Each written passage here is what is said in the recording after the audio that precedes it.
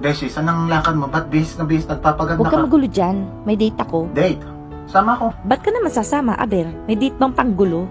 Baka kailangan mo ng protection. Para diyan sa babaero mo manliligaw. Wow, parang kilalang kilala mo siya. At nagsalita ng isang babaero. Malayo pa lang yan. Amoy na amoy ko na. Numero, babaero yan. Ganun talaga mga babaero, no? Galit sa kapwa babaero. Nararamdaman ko ang espiritu niyan. Ikaw marupok ka, kaya mag-iingat ka sa mga linyahang good morning, good night, kumain ka, sleep well, good night. Putang ina, linyahan ng mga babaero yan. Eh bakit galit na galit ka? Anong problema mo? At saka yung mga ganyang itsura, ang gusto niyan yung mas sexy, mas maganda. Kalimutan mo na yan, iiyak ka lang So dyan. hindi pala ako maganda, hindi rin sexy, at hindi rin dapat mahalin. Ako nga, kaibigan mo lang, mahal na mahal kita eh. Mahal mo yung mukha mo.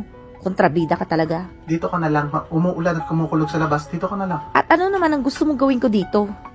Dito naman ako eh. Para samahan ka.